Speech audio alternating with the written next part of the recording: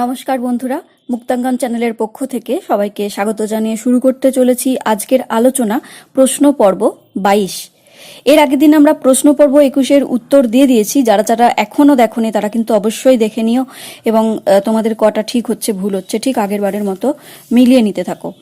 তো আজকেও আমরা 22-এ ব্যাকরণ এবং টেক্সট থেকে প্রশ্ন রেখেছি এবং আজকে থাকবে দশম শ্রেণীর বহুরূপী গল্প থেকে প্রশ্ন। যারা যারা বহুরূপী গল্পটা পড়েছো আশা করি তারা অনেকেই করতে পারবে দশম শ্রেণীর স্টুডেন্টদের জন্য। যারা নবম শ্রেণী আছো তারাও দেখতে পারো, কারণ তোমাদের তো আবার পরের বছর এটাই পড়তে হবে, তো তোমরাও পড়ে নিতে পারো গল্পগুলো আগে থেকে। তো যাই হোক, ব্যাকরণ থেকে প্রথমে আমরা প্রশ্নগুলো বলবো, তারপরে আমরা টেক্সট থেকে বলবো। তো চলো দেরি না করে আমরা শুরু করি। আমি আছি শ্রবণা মণ্ডল, তোমাদের সাথে থাকবো পাশে বন্ধু হয়ে।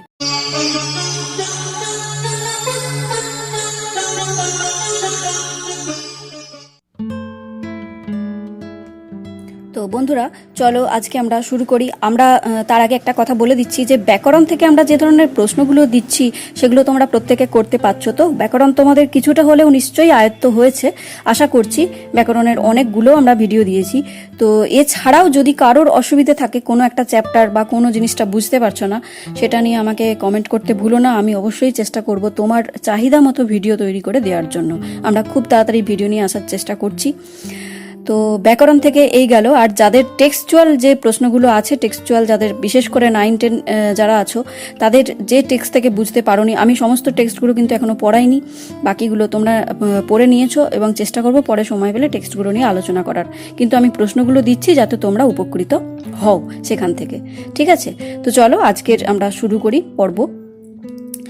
আচ্ছা, 1 নম্বর প্রশ্ন আছে, নিচের কোনটি অল্পপ্রাণ ঘোষ তালব্য ব্যঞ্জন?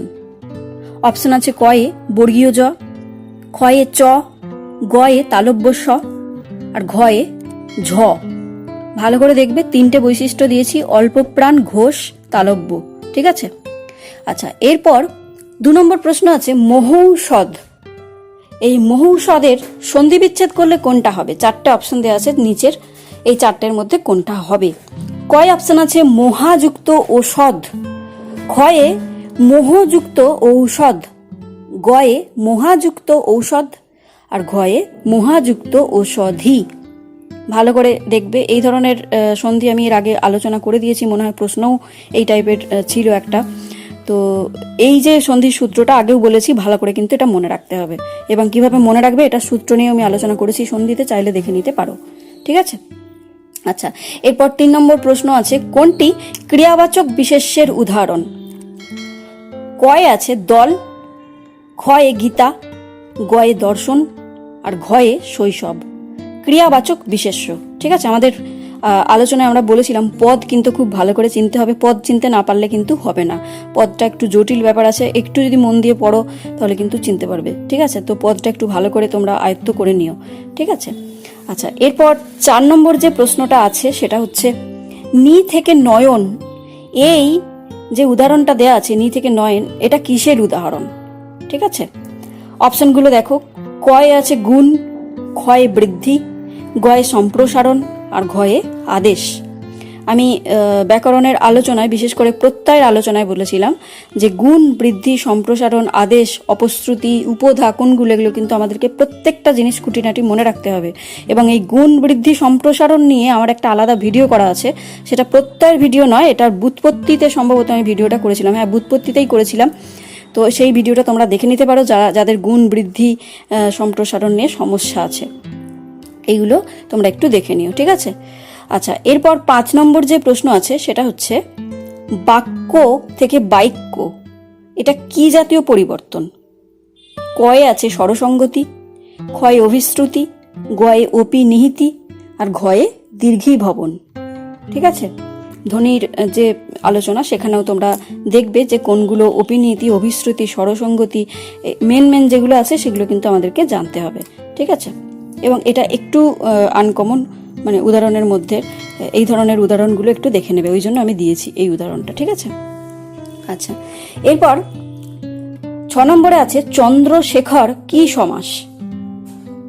কয় অপশন আছে কর্মধারায়, ক্ষয়ে তৎপুরুষ, গয়ে বহুব্রীহি, আর ঘয়ে অব্যয়ীভাব, ঠিক আছে? চন্দ্রশেখর গুরুত্বপূর্ণ সমাস, তো এটা যারা জানো তারা অবশ্যই পারবে, যারা জানো না তারা ভালো করে জেনে নিও। এই ধরনের যে সমাসের উদাহরণগুলো কিসের উদাহরণ সেটা আমি বলে দেবো পরের দিন উত্তরে। তো আজকে তোমরা নিজেরা করার চেষ্টা করো, ঠিক আছে? আচ্ছা, এরপর 7 নম্বর যে প্রশ্নটা আছে সেটা হচ্ছে বিভোর। এটা কোন শব্দ? শব্দের উৎসগত যে আমরা শ্রেণীবিভাগ আছে সেটা তোমরা জানো। তো সেই শব্দগুলোর মধ্যে কোন শব্দ? অপশন আছে কয়ে তৎসম, ক্ষয়ে তদ্ভব, গয়ে অর্ধ তৎসম, আর ঘয়ে দেশি। ঠিক আছে, এইগুলো খুব ভালো করে আমাদেরকে মনে রাখতে হবে। শব্দ কীভাবে মনে রাখবে সেটা একটু টাফ। আমি তোমাদের শব্দের আলোচনা এখনো করিনি, কিভাবে শব্দের উৎসগত শ্রেণীবিভাগ। তো সেটা যদি কারোর অসুবিধা থাকে বলো, আমি চেষ্টা করব করার, ঠিক আছে? তো বন্ধুরা, এই ছিল ব্যাকরণ থেকে 7টা প্রশ্ন। এরপর চলো আমরা 10ম শ্রেণীর যে পাঠ্য বিষয় আছে বহুরূপী, সেখান থেকে কয়েকটা প্রশ্ন দিয়েছি।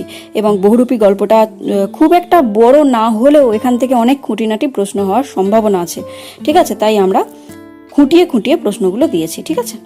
চলো, 8 নম্বর প্রশ্ন আছে বহুরূপী গল্পে সন্ন্যাসী কতদিন জগদীশবাবুর বাড়িতে ছিলেন?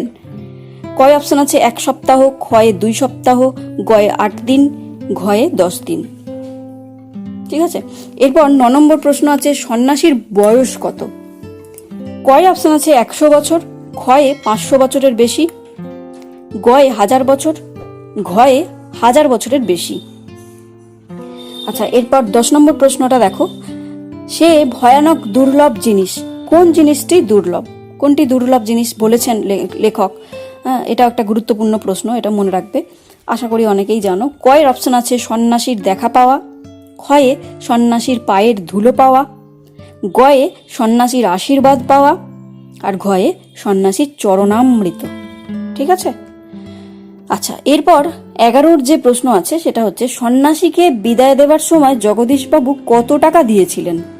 ঠিক আছে, ভালো করে মনে রাখবে। অপশনগুলো দেখো, কয়ে 100 টাকা, ক্ষয়ে 101 টাকা, গয়ে 500 টাকা, আর ঘয়ে টাকা দেননি। ঠিক আছে, সন্ন্যাসীকে বিদায় দেওয়ার সময় কত টাকা দিয়েছিলেন? ঠিক আছে। আচ্ছা, এরপর 12 যে প্রশ্নটা আছে সেটা হচ্ছে হরিদা ইচ্ছে করলে কিসের কাজ পেয়ে যেতে পারেন? অপশন আছে কয়ে অফিসের কাজ, ক্ষয়ে দোকানের ফেরিওয়ালার কাজ, গয়ে দোকানের বিক্রিওয়ালার কাজ, আর ঘয়ে ক ও গ সঠিক। ঠিক আছে, ভালো করে প্রশ্নটা পড়বে, আমি একটু এদিক ওদিক করে দিয়েছি, একদম যেটা ঠিক সেটা করার চেষ্টা করবে। আচ্ছা, এরপর দেখো 13 যে প্রশ্নটা আছে সেটা হচ্ছে হরিদাকে বহুরূপী হিসেবে যারা চিনতে পারে তারা কত টাকা বকশিস দেয়? এগুলো কিন্তু একটু খুঁটিয়ে পড়তে হবে এই প্রশ্নের উত্তরগুলো জানার জন্য, যে বহুরূপী হিসেবে তাকে যারা চিনতে পারে তারা কত টাকা দেয়, যারা চিনতে পারে না তারা কত টাকা দেয়। হ্যাঁ, এই সব ধরনের প্রশ্ন আমি করছি, এগুলো কিন্তু তোমরা একটু ভালো করে করবে। হ্যাঁ, অপশনগুলো দেখো, কয় আছে 1 আনা 2 আনা, আচ্ছা ক্ষয়ে আছে 2 আনা 3 আনা, গয়ে আছে 2 1 পয়সা, আর ঘয়ে আছে 2 4 পয়সা। ঠিক আছে।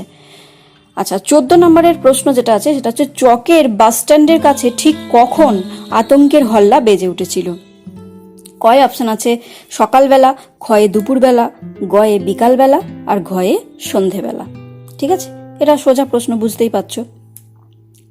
এরপর 15 যে প্রশ্ন সেটা হচ্ছে বিরক্ত হয়ে 2 1 পয়সা দিয়ে দেয় কারা? অপশনগুলো আছে যারা হরিদাকে চিনতে পারে, ক্ষয়ে যারা চিনতে পারে না, গয়ে বাসের যাত্রীরা, আর ঘয়ে দোকানদাররা। তো বন্ধুরা, এই ছিল আমাদের 15টা প্রশ্ন বহুরূপী গল্প থেকে এবং ব্যাকরণ থেকে। আশা করি অনেকেই পার্টিসিপেট করবে।